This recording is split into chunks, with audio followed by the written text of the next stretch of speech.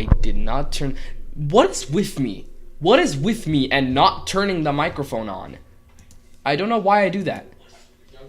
What is with me and not turning the microphone on for the first minute? Alright, hello everybody, welcome to part 2 of 5 of the Holy Bible Explained. Basically, we're going to be talking about, the fall of King Solomon, the book of Ecclesiastes, and also, the division between the kingdoms, and, no está apagado, está prendido. So basically, we're going to be talking about the downfall of Solomon, the book of Ecclesiastes, and the split between the two nations, between the tribes of Israel after the death of Solomon. Let's begin.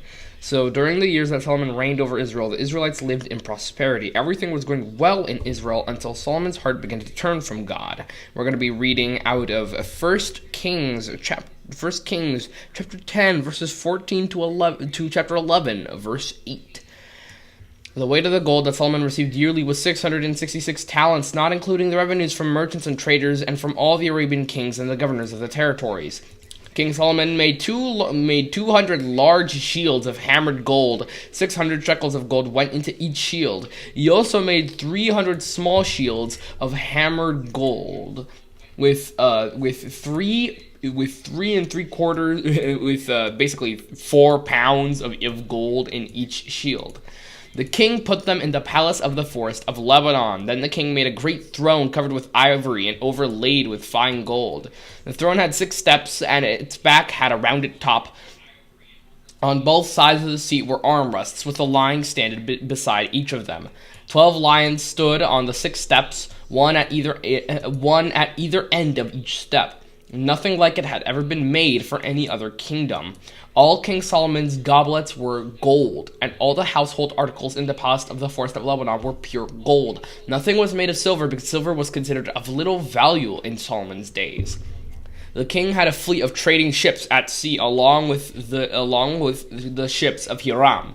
Once every 3 years it returned, carrying gold, silver, and ivory, and apes and baboons. King Solomon was greater in riches and wisdom than all the other kings of the earth.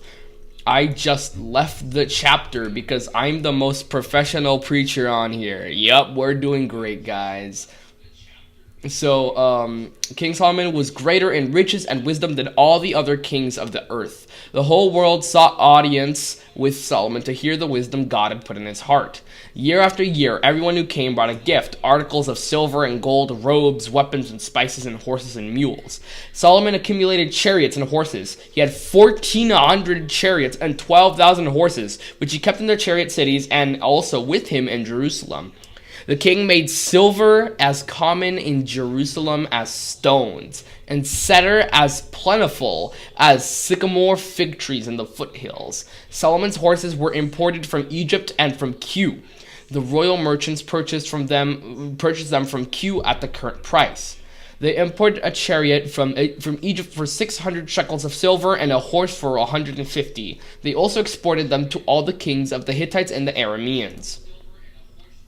King Solomon, however, loved many foreign women besides Pharaoh's daughter: Moabites, Ammonites, Edomites, Sidonians, and Hittites. They were from nations about which the Lord had told the Israelites, "You must not intermarry with them, because they will surely turn your hearts after their gods." Nevertheless, Solomon held fast to them in love. He had 700 wives of royal birth and 300 concubines, and his wives led him astray. By the way, he had literally 1,000 wives. I can barely deal with one girlfriend. This man had 1,000 wives. Appreciate that you only have to deal with one woman in your life. This guy had to deal with 1,000. So, Solomon grew old. His wives turned his heart after other gods, and his heart was not fully devoted to the Lord his God, as the heart of David his father had been. He followed Ashereth, the goddess of the Sidonians, and Moloch, the detestable god of the Ammonites. So Solomon did evil in the eyes of the Lord. He did not follow the Lord completely, as David his father had done. On an east hill of Jerusalem, Solomon built a high place for Chemosh, the detestable god of Moab, and for Molech, the detestable god of the Ammonites. He did the same for all his foreign wives, who burned incense and offered sacrifices to their gods. God is pretty upset with Solomon because of his rebellion against him, and he promises Solomon that the majority of the kingdom of Israel will be torn from his bloodline. However, due to his promise with David, that the kingship coming from his line, that his seed would rule forever, because God made that promise with David, some portion of kingship will remain with David's family. We're going to be reading from 1 Kings chapter 11, verses 9 to 13. The Lord became angry with Solomon because his heart had turned away from the Lord, the God of Israel, who had appeared to him twice. Although he had forbidden Solomon to follow other gods, Solomon did not keep the Lord's command. So the Lord said to Solomon, "Since this is your attitude, and you have not kept my covenant and my decrees which I have commanded you, I will most certainly tear the kingdom away from you and give it to one of your subordinates. Nevertheless, for the sake of David your father, I will not do it during your lifetime. I will tear it out of the hand of your son. Yet I will not tear the whole kingdom from him, but will give him one tribe for the sake of David my servant, and for the sake of Jerusalem, which I have chosen." Solomon, in his old age, writes about his experiences in life. Like, after living for years, having the best life a man could probably ask for, he reflects on it after the events of 1 Kings chapter 11. After the 1,000 wives, all the riches, all the wisdom, he had everything he could ever have, but life still felt empty. He reflects on his past and declares that everything in life is worthless. Like smoke, life slips from your hands when you try to control it. Life is random, crazy, chaotic, and the best thing you can do is to simply trust God. We can read about this basically all over the book of Ecclesiastes. If you give me 1 second here. We're going to be reading through Ecclesiastes chapter 1 up to chapter 2, verse 17. But from there, we will go from to chapter 2, verse 11.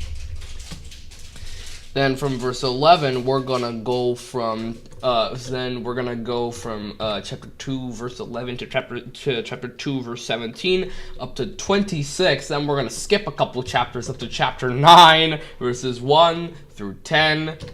We never stop here, I guess. And then chapter 12, verses 1 through 14. The words of the teacher, son of David, king in Jerusalem. "Meaningless, meaningless," says the teacher. "Utterly meaningless. Everything is meaningless. What do people gain from all their labors at which they toil under the sun? Generations come and generations go, but the earth remains forever. The sun rises and the sun sets and hurries back to where it rises. The wind blows to the south and turns to the north. Round and round it goes, ever returning on its course. All streams flow in the sea, yet the sea is never full. To the place the streams come from, they will return again. All things are wearisome, more than one can say. The eye never has enough of seeing, nor the ear its fill of hearing. What has been will be again. What has been done will be done again. There is nothing new under the sun. Is there anything of which one can say, 'Look, this is something new'? It was here already, long ago. It was here before our time. No one remembers the former generations, and even those yet to come will not be remembered by those who follow them. I, the teacher, was king over Jerusalem. I applied my mind to study and explore by wisdom all that is done under the heavens. What a heavy burden God has laid on mankind. I have seen all the things that are done under the sun. All of them are meaningless, a chasing after the wind. What is crooked cannot be made straight. What is lacking cannot be counted. I said to myself, 'Look, I have increased in wisdom more than anyone who has ever ruled over Jerusalem before me. I have experienced much of wisdom and knowledge.' Then I applied myself to the understanding of wisdom, and also of madness and folly, but I learned this too is a chasing after the wind. For with much wisdom comes much sorrow, The more knowledge, the more grief. I said to myself, "Come now, I will test you with pleasure to find out what is good." But that also proved to be meaningless. "Laughter," I said, "is madness. And what does pleasure accomplish?" I tried cheering myself with wine and embracing folly, my mind still guiding me with wisdom. I wanted to see what was good for people to do under the heavens during the few days of their lives. I undertook great projects. I built houses for myself and planted vineyards. I made gardens and parks and planted all kinds of fruit trees in them. I made reservoirs to water groves of flourishing trees. I bought male and female slaves and had other slaves who were born in my house. I also owned more herds and flocks than anyone in Jerusalem before me. I amassed silver and gold for myself on the treasures of kings and provinces. I acquired male and female singers, and a harem as well, the delights of a man's heart. I became greater by far than anyone in Jerusalem before me. In all this, my wisdom stayed with me. I denied myself nothing my eyes desired. I refused my heart no pleasure. My heart took delight in all my labor, and this was the reward for all my toil. Yet, when I surveyed all that my hands had done, and what I had toiled to achieve, everything was meaningless, a chasing after the wind. Nothing was gained under the sun. So I hated life, because the work that is done under the sun was grievous to me. All of it is meaningless, a chasing after the wind. I hated all the things I had toiled for under the sun.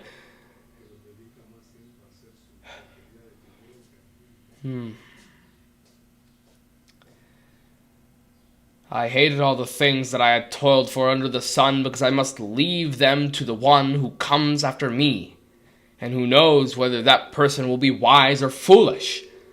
Yet they will have control over all the fruit of my toil into which I have poured my effort and skill under the sun. This too is meaningless. So my heart began to despair over all my toilsome labor under the sun, for a person may labor with wisdom, knowledge, and skill, and then they must leave all they own to another who has not toiled for it. This too is meaningless and a great misfortune. What do people get for all the toil and anxious striving with which they labor under the sun? All their days, their work is grief and pain. Even at night, their minds do not rest. This too is meaningless. A person can do nothing better than to eat and drink and find satisfaction in their own toil. This too I see is from the hand of God, for without him, who can eat or find enjoyment? To the person who pleases him, God gives wisdom, knowledge, and happiness. But to the sinner, he gives the task of gathering and storing up wealth to hand it over to the one who pleases God. This too is meaningless, a chasing after the wind. So I reflected on all this and concluded that the righteous and the wise and what they do are in God's hands. But no one knows whether love or hate awaits them. All share a common destiny, the righteous and the wicked, the good and the bad, the clean and the unclean, those who offer sacrifices and those who do not. As it is with the good, so with the sinful. As it is with those who take oaths, so with those who are afraid to take them. This is the evil in everything that happens under the sun. The same destiny overtakes all. The hearts of people, moreover, are full of evil, and there is madness in their hearts while they live, and afterward they join the dead. Anyone who is among the living has hope. Even a live dog has it better off than a dead lion. For the living know that they will die, but the dead know nothing. They have no further reward, and even their name is forgotten. Their love, their hate, and their jealousy have long since vanished. Never again will they have a part in anything that happens under the sun. Go, eat your food with gladness, and drink your wine with a joyful heart, for God has already approved what you do. Always be clothed in white, and always anoint your head in oil. Enjoy life with your wife, whom you love, all the days of this meaningless life that God has given you under the sun, all your meaningless days, for this is what your lot in life, and in your toilsome labor under the sun. Whatever your hand finds to do, do it with all your might. For in the realm of the dead where you are going, there is neither working nor planning, nor knowledge nor wisdom. Remember the Creator in the days of your youth, before the days of trouble come, and the years approach when you will say, I find no pleasure in them. Before the sun and the light and the moon and the stars grow dark, and the clouds return after the rain, when the keepers of the house tremble, and the strong men stoop, when the grinders cease because they are few, and those who looking through the windows grow dim, when the doors to the street are closed, and the sound of grinding fades, when people rise up at the sounds of birds, but all their songs grow faint, when people are afraid of heights and of dangers in the streets, when the almond tree blossoms and the grasshopper drags itself along and desire no longer is stirred, then people go to their eternal home and mourners go about the streets. Remember him, before the silver cord is severed and the golden bowl is broken, before the pitcher is shattered at the spring and the wheel broken at the well, and the dust returns to the ground it came from, and the spirit returns to the God who gave it. Meaningless, meaningless, says the teacher. Everything is meaningless. Not only was the teacher wise, but he also imparted knowledge to people. He pondered and searched out and set in order many proverbs. The teacher searched to find just the right words, and what he wrote was upright and true. The words of the wise are like goads. Their collected sayings like firmly embedded nails given by one shepherd. Be warned, my son, of anything in addition to them. Of making many books there is no end, and much study wearies the body. Now all has been heard. Here is the conclusion of the matter. Fear God, and keep his commandments, for this is the duty of mankind. For God will bring every deed into judgment, including every hidden thing, whether it's good or evil. Ecclesiastes is a book that personally kind of hits home for me. I mean, I've been in situations where sometimes I think, well, what's the point of life? What's the point of living? You know, there's not much to it. Just pain and suffering every day, the same loop repeating over and over again. But in Ecclesiastes, Solomon kind of teaches that, you know, you shouldn't always think with the, life is meaningless kind of way. You should think, life is meaningless. We're all going to go sooner or later, so appreciate it while you can. Ecclesiastes, Solomon in his old age, calling himself the teacher and speaking with his son, he declares at last, just, life is meaningless, just do what you can. Eat, drink, sleep, awake, celebrate, have fun, love your wife, like your friends, love your family, live your life. Live the best life you possibly can, following God and enjoying yourself before it's taken away from you. Well, after 40 years of ruling over Israel, Solomon dies. His son Rehoboam took his place as king over Israel. Rehoboam ruled brutally over the tribes, and the northern tribes broke away and made a wicked man named Jeroboam their king. 1 Kings chapter 11, verses 41 up to chapter 12, verse 4. Chapter 12, verses 13 to 17, and chapter 12, verse 20.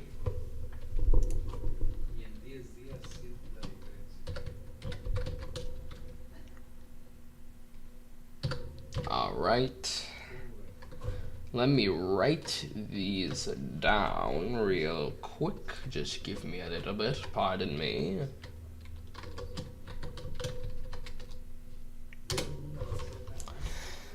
As for the other events of Solomon's reign, all he did and the wisdom he displayed, are they not written in the book of the annals of Solomon? Solomon reigned in Jerusalem over all Israel 40 years. Then he rested with his ancestors and was buried in the city of David his father. And Rehoboam his son succeeded him as king. Rehoboam went to Shechem, for all Israel had gone there to make him king. When Jeroboam son of Nebat heard this, he was still in Egypt, where he had fled from King Solomon. He returned from Egypt. So they sent for Jeroboam, and he and the whole assembly of Israel went to Rehoboam and said to him, "Your father put a heavy yoke on us, but now lighten the harsh labor and the heavy yoke he put on us, and we will serve you."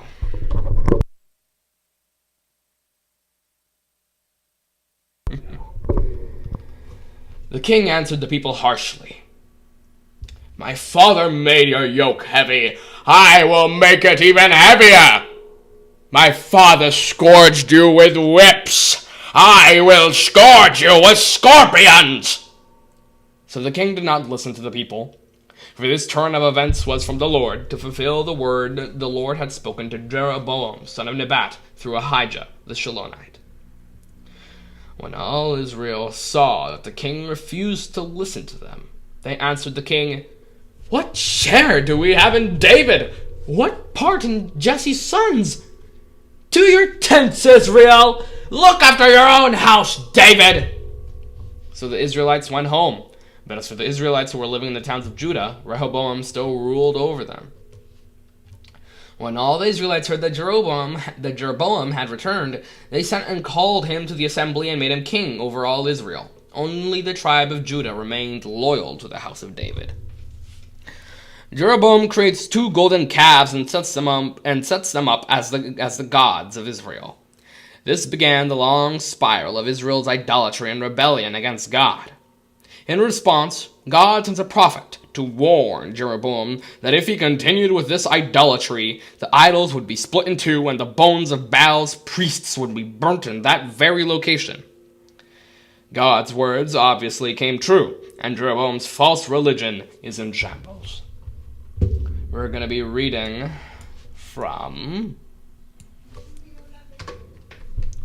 1 Kings chapter 12, verse 28, all the way up to chapter 13, verse 10, and chapter 13, verses 33 to 34.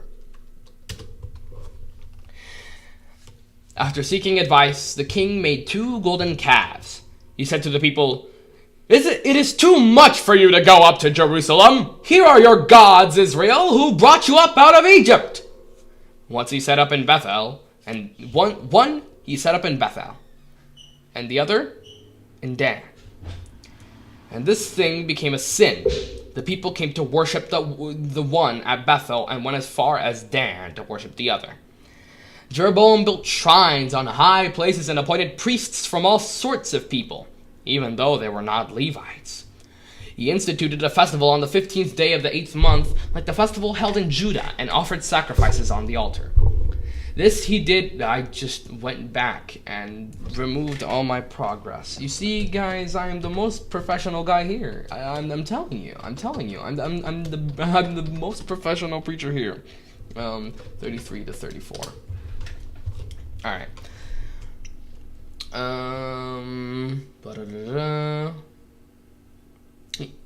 Alright, on the 15th day of the 8th...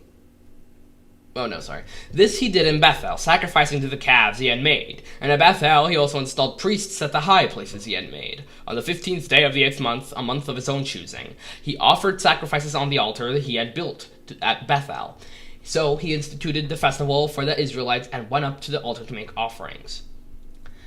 By the word of the Lord, a man of God came from Judah to Bethel, as Jeroboam was standing by the altar to make an offering. By the word of the Lord, he cried out against the altar, "Altar, altar! This is what the Lord says. A son named Josiah will be born to the house of David. On you he will sacrifice the priests of the high places who make offerings here, and human bones will be burned on you." That same day the man of God gave a sign. This is the sign the Lord has declared. The altar will be split apart, and the ashes on it will be poured out. When King Jeroboam heard what the man of God cried out against the altar at Bethel, he stretched out his hand from the altar and said, "Seize him!" But the hand he stretched out toward the man shriveled up, so he could not pull it back.